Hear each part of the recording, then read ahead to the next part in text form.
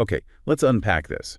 Today, we're diving deep into a surprisingly simple idea, really, but one with profound effects on complexity. We're talking about the checklist.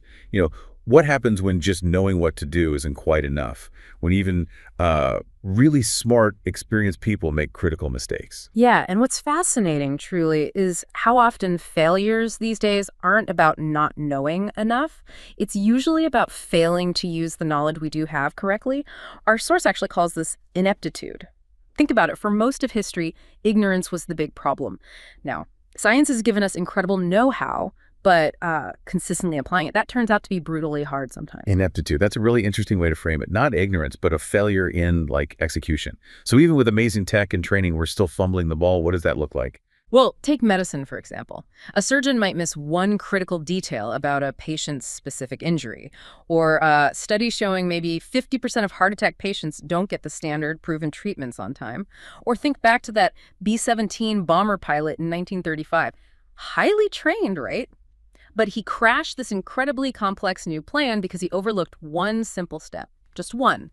The complexity itself becomes the enemy of memory and attention. Right. It feels a bit backwards, doesn't it? You'd think more training is always the fix. Mhm. So if that's not it, how do you manage, I don't know, hundreds of critical steps without dropping one? Exactly. And the answer, those B-17 test pilots figured this out, wasn't more hours in the cockpit. It was a simple checklist, just index card sized. It basically acted as a cognitive net, catching those potential human errors, making sure you don't forget the quote unquote dumb stuff, like unlocking the controls before takeoff. It frees up your brain. Okay, this is where it gets really interesting for me. Let's talk medicine again.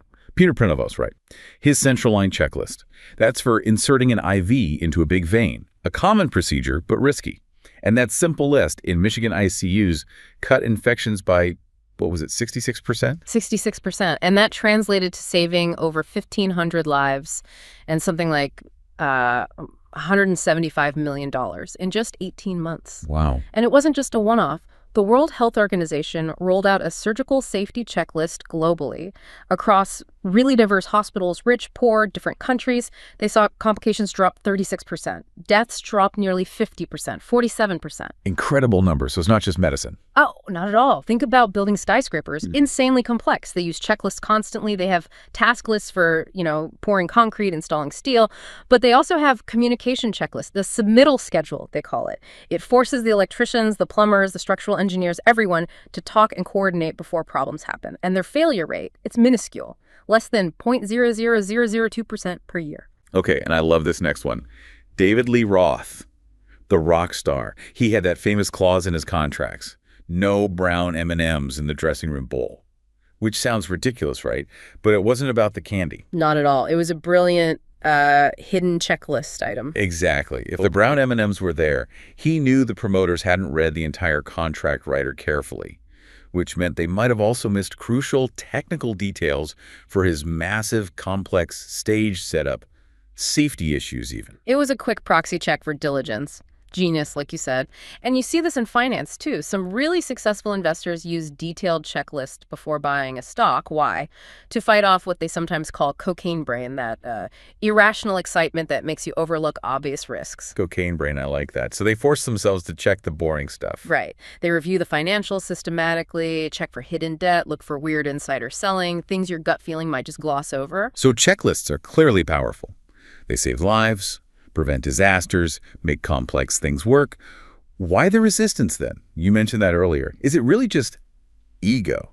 Experts feeling like it's beneath them? That seems to be a huge part of it, yeah. There's this cultural thing, especially among highly skilled professionals, the idea of the lone, improvising hero who just knows what to do. A checklist feels like training wheels, maybe? Yeah. An insult to their expertise and autonomy. But then you have something like U.S. Airways Flight 1549. Yeah. The Miracle on the Hudson. Captain Sullenberger, Sully, he always points out, it wasn't just him being a great pilot. Right. He emphasizes the teamwork. Yes. He talks about how they followed their checklist before takeoff, how the crew introduced themselves, briefed together, that preparation, that discipline, turned them from individuals into a team ready for the totally unexpected, like losing both engines over New York City. The checklist, as the source says, kind of gets the dumb stuff out of the way. Exactly. It clears the mental deck so you can deal with the truly complex, the unforeseen, the black swan event. So the modern hero isn't necessarily the improviser. Maybe not entirely. Maybe the modern hero is the one who embraces discipline, teamwork, communication, making sure the basics are covered so excellence is possible.